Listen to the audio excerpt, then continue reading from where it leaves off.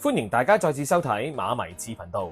6月25號谷草夜賽有墮馬意外，好彩騎師希威森、周俊樂送院後並冇大礙，真係行船跑馬3分險，切勿孤注一擲。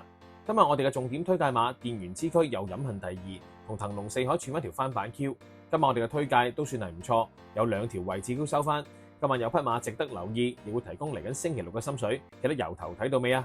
同樣地有2個呼籲，首先馬迷智頻道嘅訂閱人數每一集都有所增長，希望喺今季結束之前，訂閱人數可以突破6000人或以上。記得將馬迷智頻道推介俾你喜歡跑馬嘅朋友啊！第二，我哋7月16號嘅谷草殺科戰會喺尖沙咀名城會搞一個網聚，到期時50蚊有2杯嘢飲，有美味嘅晚餐，一路食一路賭馬就一樂也。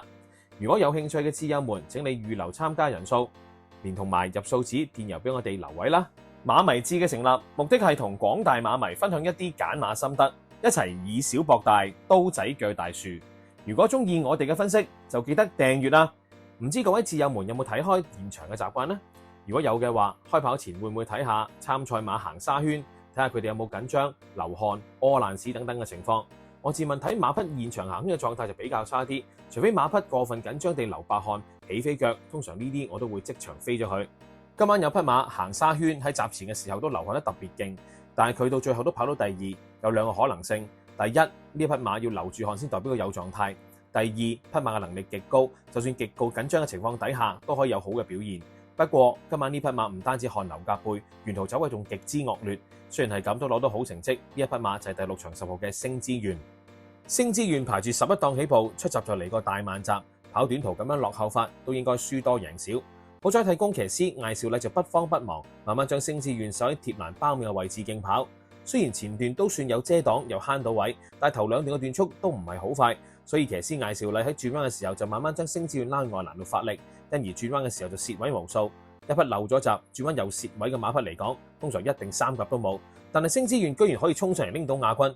若果呢匹馬日後更加成熟，相信會係廖康銘下季爭冠軍嘅棋子。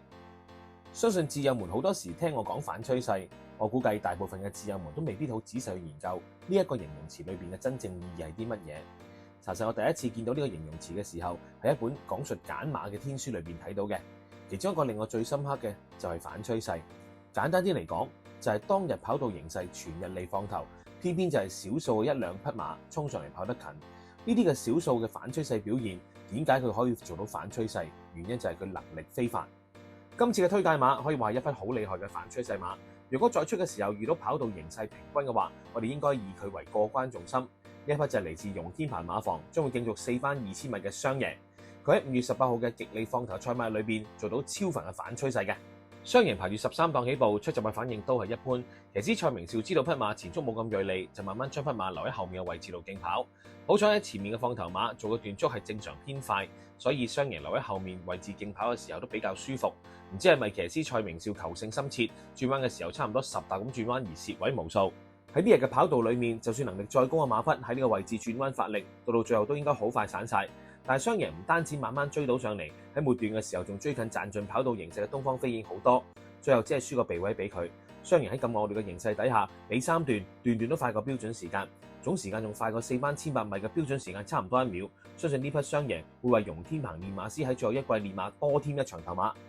利時標行特約投注錦囊，呢一場我哋要6號、雙贏、 5號、幸運同行、11號、捷足奔馳、 9號、風起雲湧。另一場嘅心水推介就係嗰場3班嘅1400米，呢一場我哋要4號、喜尊龍、3號、嘉應奇兵、11號、自力更生、13號、榮利雙收。民以食為先，辛苦揾嚟志在食。平日返工，公餘時間仲要跑馬咁辛苦，梗係想食翻餐好嘅去慰勞下自己啦。位於金巴利道對 Vigo 入面，無論主食定係小食都非常出色，特別係佢隻招牌炸髀，真係我近年食過最好味嘅。咬落去皮脆肉嫩，香脆多汁，平民價頂級之味。食翻隻美味炸雞髀，贏馬過關易到痹。而家摯友們有福啦，快係馬迷智嘅訂閱者去到金巴利道對 Vigo，堂食享有全單9折優惠，摯友們萬勿錯過啊！最後都希望馬迷們幫我哋點讚、訂閱、撳埋個鐘仔，接收我哋第一手嘅資訊，亦都可以留言俾我哋集思廣益，作深入嘅賽馬交流。最緊要就係分享埋俾你中意跑馬嘅朋友啊！祝大家贏多啲，我哋下集再見。